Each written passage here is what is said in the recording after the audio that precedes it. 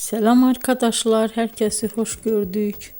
Bugün sizler için sevilen oyuncularımız Birce Akalay ve İbrahim Çelikkol'dan güzel sempatik fotolar hazırladık. Birce Akalay yer gök aşk, hayat bazen tatlıdır, siyah beyaz aşk bu kimi dizilerde rol almış ve herkes tarafından çok beğenilmiştir.